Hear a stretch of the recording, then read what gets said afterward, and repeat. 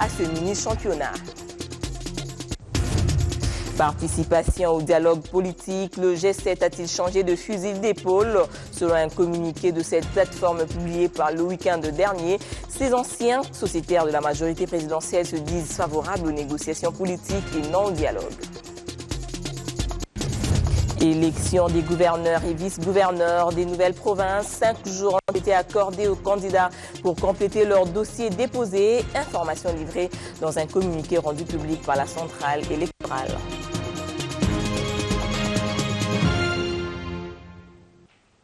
La centrale électorale vient d'accorder un délai de 5 jours à tous les candidats à l'élection des gouverneurs et vice-gouverneurs de nouvelles provinces pour complément de leur dossier déposé.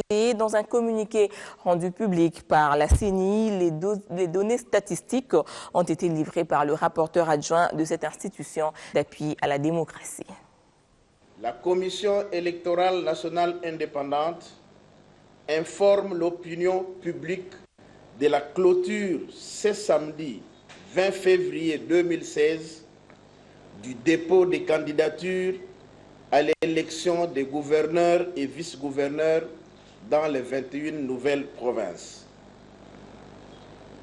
Les données statistiques consolidées à ce jour se présentent de la manière suivante.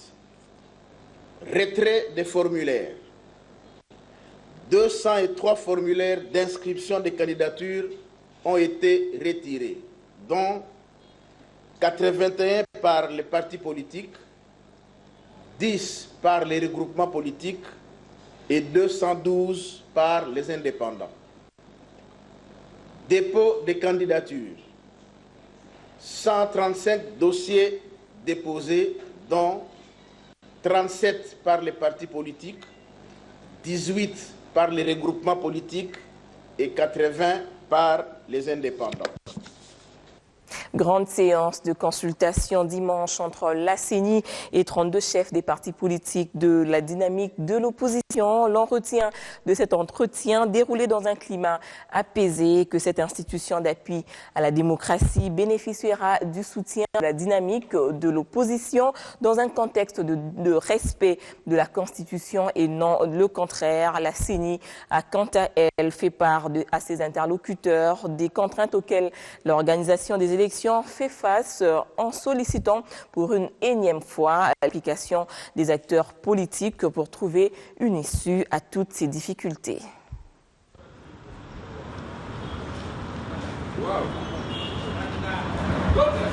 Dynamique de l'opposition politique, Commission électorale nationale indépendante, la rencontre s'est déroulée dans un climat de fraternité. Tout s'est traduit en échange sur l'évolution du processus électoral confronté aux multiples contraintes. Et pour arriver au rendez-vous des urnes, la dynamique de l'opposition réitère son soutien à la Commission électorale nationale indépendante, ceci conformément au respect de la Constitution. Tant que la CENI resterait dans la défense des acquis, des valeurs de la Constitution, nous allons demander à l'Assemblée de notre peuple de la soutenir. Mais une fois déviée, nous la combattrons autant que nécessaire. Mais l'exposé que le président de la CENI nous a fait tout à l'heure, tout le monde a constaté qu'il y avait beaucoup de parts de vérité. Mais nous devons réaffirmer ici que la CENI est un organe technique. Ce n'est pas un parti politique. C'est un organe technique. Nous avons le devoir et l'obligation de l'accompagner tant qu'il reste dans la ligne de la Constitution de la République. La CENI, à travers son président, dit toutes les vérités et les contraintes liées au processus et par la même occasion, cet organe d'appui à la démocratie a invité toutes les institutions impliquées à s'acquitter de leurs tâches. Nous leur avons présenté les questions qui dépendent de la CENI et pour lesquelles la CENI est en train de travailler. Nous leur avons dit aussi qu'il y a d'autres questions qui ne dépendent pas de la CENI, mais que ça dépend d'autres institutions. Et nous comptons sur l'appui de tout le monde pour que ces institutions s'exécutent. Et nous leur avons aussi dit qu'il y a aussi des questions qui dépendent des options politiques. Et que ça, ce n'est pas le travail de la CENI, Et nous attendons les voir prendre ces options politiques avec les autres et ça nous permettra d'avancer. Ce n'est pas fini, la suite des consultations avec les parties prenantes se poursuit. On va prendre cette nouvelle en bref. Ban Ki-moon arrive tout à l'heure au Burundi pour une visite très attendue dans ce pays de Grand Lac plongé dans une profonde crise politique depuis bientôt 10 mois. À moins d'un changement de dernière minute, le secrétaire général de l'ONU devrait rencontrer le ministre burundais Alain-Aimé Nyamitwe. La classe politique et quelques figures de l'opposition au sortir de cet entretien. Plusieurs résolutions sont attendues en vue d'aider le pays à sortir d'une longue guerre civile meurtrière.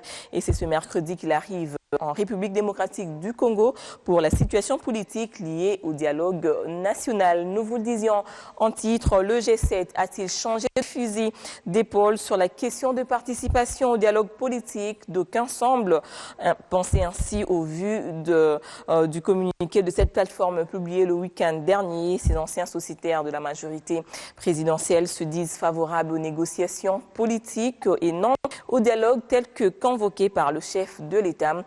Néanmoins, ils s'accordent au respect de délais constitutionnels. Suivez. Face à face, majorité, opposition et société civile. L'option avait déjà été levée en début de semaine, mais a été rendue publique le week-end dernier.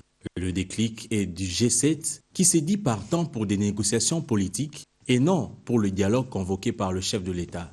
Une position des anciens sociétaires de la majorité présidentielle en réaction au dernier communiqué des 4 organisations internationales sur la situation politique en République démocratique du Congo. Selon cette plateforme, ces négociations directes visent à parvenir à un accord entre les acteurs politiques dans le respect de la démocratie et de l'état de droit pour la tenue réussie des élections. Pour nous, depuis le début, nous avons dit que nous étions contre les dialogues qui étaient en fait un mort-né. Je crois qu'avec la ville morte d'hier, avec l'appel de l'UDPS, l'acte de décès de ce dialogue est définitivement signé. Qu'est-ce qui s'ouvre maintenant pour le pays? Qu'est-ce qui s'ouvre pour nous? Ce qui s'ouvre pour nous, c'est le temps, le moment important des négociations politiques directes qui doivent se faire entre les personnalités éminentes de l'opposition et les personnalités imminentes de la majorité, pour définir le contour de la fin de la législation. La MPL accuse le G7 de déshabiller Saint-Pierre pour habiller Saint-Paul. Négocier, c'est dialoguer. On ne va pas jouer avec les mots. Dans les éléments tels que définis dans le dialogue convoqué par le président de la République, il n'y a rien d'indirect. Ce sont des négociations directes. Donc on ne va pas jouer avec les mots. Le G7 s'est également apaisanti sur l'organisation des élections à bonne date, comme le souhaitent l'ONU, l'UA, l'UE et l'OIF. Selon l'entendement de cette plateforme, cette incise renvoie au délai constitutionnel. Dans l'hypothèse de la non-tenue des élections avant décembre 2016, ces acteurs politiques proposent une présidence intérimaire pour organiser ces scrutins. Autre chose à présent, plusieurs points étaient à l'ordre du jour lors du Conseil des ministres de la ville de Kinshasa, notamment le retour sur la victoire des Léopards au CHAN 2016, l'instabilité et la nuisance dans la ville de Kinshasa. Thérèse Olenga est porte-parole du gouvernement provincial de Kinshasa. L'exécutif provincial réitère une fois encore ses vives félicitations à l'endroit de notre 11 national et de tout le staff technique pour leur belle prestation au championnat des nations CHAN 2016 et se réjouit de la coupe ramenée au pays. Aussi, le Conseil se saisit-il de cette occasion pour saluer l'initiative prise par le chef de l'État, son Excellence M. Joseph Kabila Kabange, président de la République, d'honorer ces dignes fils du pays en procédant à leur décoration aux ordres nationaux, ce qui constitue une marque de véritable élévation en dignité. Dans le même ordre d'idées, la pleine reconnaissance des membres du Conseil va à l'endroit des Quinoises et Quinois qui se sont mobilisés en union d'esprit pour accompagner les ambassadeurs du football congolais et dont le bouquet de leur liesse aura été l'accueil triomphal réservé aux vaillants léopards ainsi que leur présence massive et enthousiaste le mercredi 10 février dernier à l'occasion de la présentation du trophée dont, il faut le noter, la primeur a été réservée à Kinshasa, notre ville, au stade des Martyrs, subséquemment à un carnaval motorisé réussi. Les membres du gouvernement provincial ont été invités à présenter chacun dans son secteur les relevés des décisions ainsi que de l'évaluation de leur état d'exécution en vue de dégager des contraintes dans la perspective d'une réactivation de la stratégie de leur mise en œuvre conformément aux prescrits légaux et réglementaires. Au nombre de ces décisions figurent notamment les nuisances sonores, tapage diurne et nocturne, l'incivilité routière et la mauvaise conduite, l'occupation anarchique des emprises et voies publiques, le non-respect des normes de salubrité et d'hygiène publique, etc. La base des données ainsi élaborée servira en outre de support de travail à l'occasion d'une grande réunion projetée dans le tout prochain jour et qui réunira autour de son Excellence Monsieur le gouverneur de la ville et du commissaire général de la police nationale congolaise, les membres de l'exécutif provincial, les bourgmestres des communes ainsi que les commandants des commissariats de la PNC de la ville de Kinshasa. L'objectif poursuivi est celui d'assurer l'ordre et la tranquillité des citoyens, notamment par le rétablissement de l'autorité de l'État. Créé depuis le 15 février 1982, le parti politique l'Union pour la démocratie et le progrès social totalise 34 ans d'existence et l'El Kibasa a choisi cette occasion en vue de plaider pour la réunification totale du parti et projeter des perspectives constructives lors de la tenue du prochain congrès. La commémoration a eu lieu au siège historique et emblématique du parti situé sur la 12e rue Limité à Kinshasa. 34 ans d'existence pour l'Union pour la démocratie et le progrès social UDPS, un événement d'intense signification pour ce parti de l'opposition qui connaît déjà des dissidences. Commémoré au siège historique emblématique du parti, l'UDPS El Kibasa a au-delà du bilan fait appel à la réunification totale du parti. L'UDPS dit Kibasa a retrouvé sa famille naturelle de l'opposition afin qu'ils reprennent leurs grades et fonctions au sein de ces différents organes, pendant les processus devant conduire à la tenue du congrès de réunification. Potré Lumbu a par la même occasion réitéré son soutien à la position de l'opposition face au dialogue politique et exigé au pouvoir en place le respect des libertés fondamentales. À cet événement, les cadres de ce parti ont retracé l'historique et expliqué les causes de dislocation. On peut distinguer les initiateurs et signataires de cette lettre, Ngalulam Pandangila, Lusangangé, votre serviteur, et Lumbu Maloba Ndiba. Et 10 autres signataires qui sont Paulo Capita, Charles Dia, Ngoye Mukendi, Etienne Tshisekedi, Tungwa Kumwanza, Anakle Makanda, Isidore Kanana, Bombolona, Biringanine, Mugaruka et Robert Kassala. L'ensemble de 13 parlementaires considérés comme auteurs de l'histoire de 52 pages avaient élargi leur groupe en y intégrant d'autres personnalités politiques. La devise est liberté, justice, travail et optant pour doctrine le solidarisme. Et par rapport aux enjeux politiques de l'heure. Le fait est là, il y a des centaines de partis politiques, il y a des dizaines, pour ne pas dire des centaines de leaders politiques, de responsables de partis politiques. Il y a des doctrines politiques variées, il y a des projets de société qui sont variés, qui sont propres aux partis politiques. Mais l'UDPS n'a plus le monopole de l'opposition. En attendant la tenue du congrès commun de réunification, l'UDPS 12e rue s'apprête à tenir son propre congrès. Place au sport à présent et c'est juste après cette transition.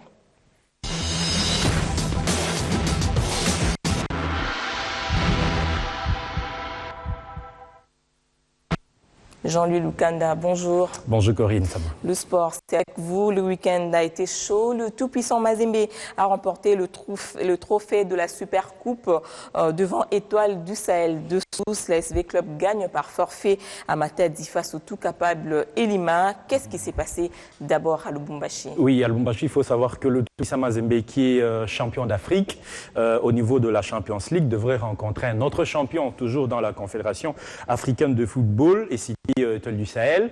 Et cette rencontre s'est jouée à Lubumbashi et c'est le tout-puissant Mazembe qui a remporté la rencontre par 2-0, ce qui permet à ces clubs de la République démocratique du Congo, les Corbeaux de la RDC, de confirmer leur supériorité sur le football africain. Et qu'est-ce qui s'est passé à Matadi? Et à Matadi, c'était un match remis, comptant bien sûr pour la Ligue nationale de football. L'AS Club de Kinshasa s'était déplacé pour Matadi, il devrait rencontrer, où il a rencontré effectivement Elima. Et Elima, qui était dans ses propres installations, s'est retrouvé avec un effectif réduit. C'est ce qui a fait que Elima puisse perdre cette rencontre par forfait. Un effectif réduit de combien de joueurs? Un effectif réduit normalement de 4 joueurs, parce que sur le 11 qui doivent livrer un match, il n'y en avait que 7 sur terrain. Ça a fait que avec cet effectif diminué, Elima perdait la rencontre par 2-0. Mais il se fait qu'au cours du match, le gardien de but d'Elima a eu une blessure. Et bon, c'est permis, hein. 17 lois du sport permet à une équipe de pouvoir aligner au minimum 7 joueurs pour livrer un match. Mais nous savons tous que c'est 11 joueurs. C'est 11, oui, mais on permet aussi, si vous n'avez que 7 seulement. Si vous n'avez que 7, vous pouvez livrer un match contre un club ou une équipe qui a l'effectif normal prévu, qui est de 11 joueurs sur l'aire de jeu. Alors, perdant le gardien de but qui était blessé, il n'y avait pas de remplaçant. C'est comme ça qu'à 6, on ne peut pas livrer un match. Et c'est comme ça qu'ils ont perdu cette rencontre par forfait. Merci beaucoup pour cet éclaircissement. Jean-Louis Lukanda, la 3e journée de la Ligue de volleyball s'est clôturée hier.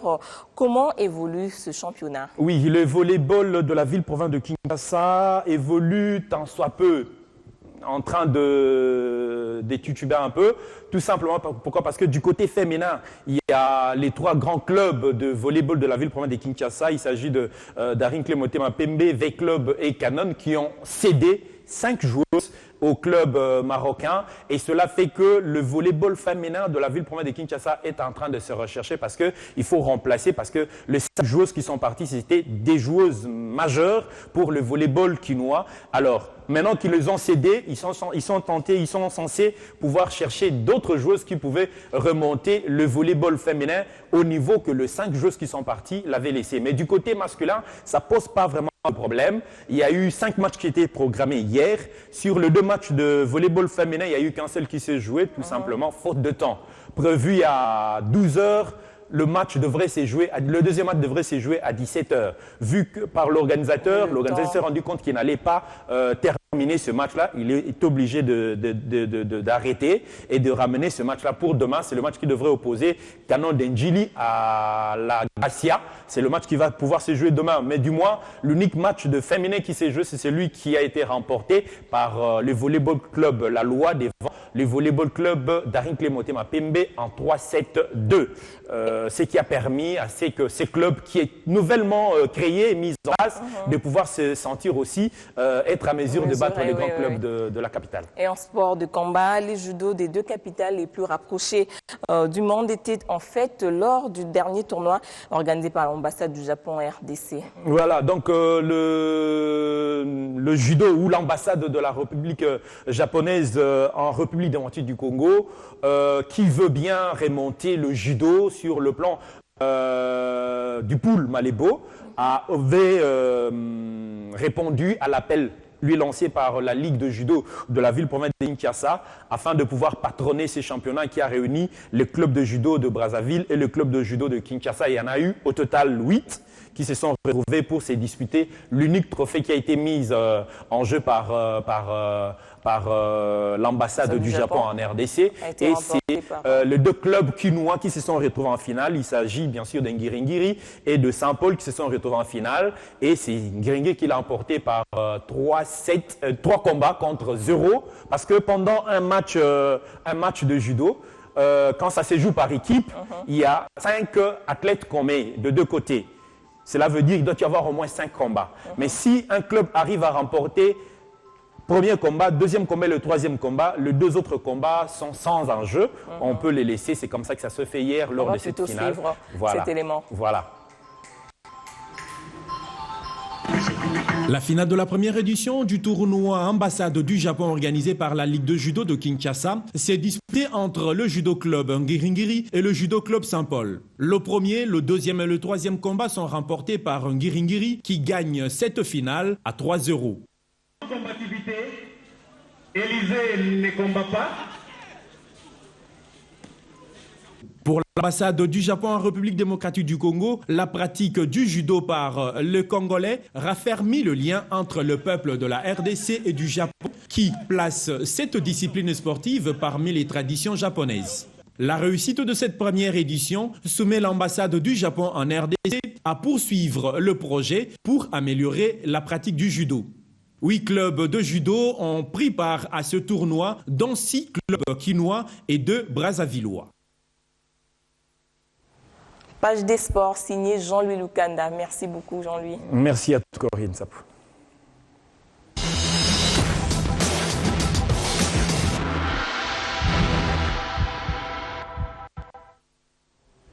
Le dossier de cette édition du journal nous emmène sur le boulevard du 30 juin dans le centre-ville de Kinshasa où nous allons à la rencontre de 2 Célestines, une grand-mère aveugle et sa petite fille qui lui sert de guide. Cette dernière, 11 ans, passe tout son temps à accompagner sa grand-mère au lieu d'être à l'école. C'est un dossier signé Christian Elongo. Si la vie n'est pas facile pour ceux qui déploient d'énormes efforts, elle est plus dure pour les chômeurs. Et quand ceux-ci vivent avec handicap, l'alternative demeure la rue. Célestine l'a compris et a opté pour la mendicité. Dépourvu de la vision, il lui faut un guide. Or, avoir un guide appelle la prise en charge. Célestine n'a pas trouvé mieux que la petite Célestine pour cette tâche. C'est une corvée qui empêche à cet enfant d'aller à l'école. Je m'appelle Célestine, j'ai 12 ans. J'habite dans la commune de Njili. Je viens accompagner ma grand-mère aveugle ici sur le boulevard pour demander de l'argent. Moi, je suis élève, mais ces jours-ci, je ne me rends pas à l'école, faute de Minerval. Je demande au ministre des Affaires sociales de nous aider pour que demain, je devienne aussi utile pour la société congolaise. C'est un dur labeur qui ne laisse pas les choix à Célestine et à sa petite Célestine. L'essentiel consiste à demeurer sur les trottoirs et attendre l'activation du feu rouge pour aborder la cible. Je viens ici avec elle, pas par plaisir. Étant dans la difficulté, nous venons à 6 h du matin et nous rentrons après 6 h du soir. La méthode pour demander de l'argent, nous avons choisi le carrefour pour demander de l'argent parce qu'il y a le feu rouge. Donc une fois la voiture s'arrête, nous entrons sur la chaussée et parfois les gens donnent, mais plusieurs ne donnent pas.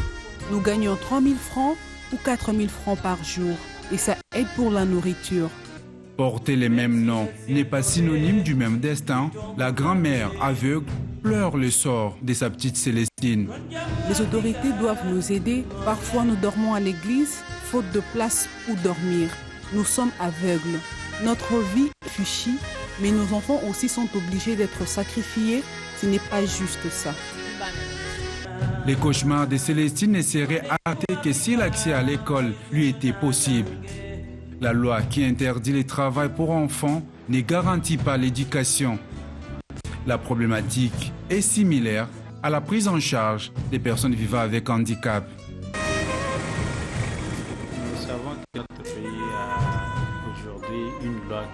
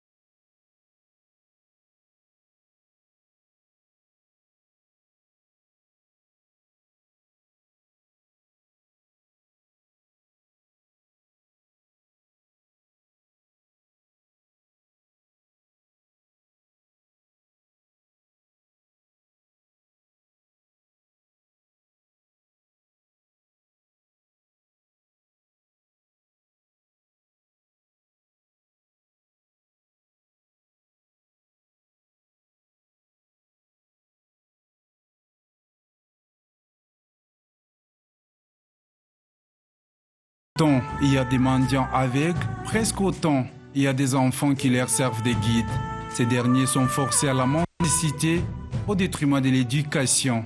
Une autre bombe arrête tardivement dans un pays qui cherche son émergence.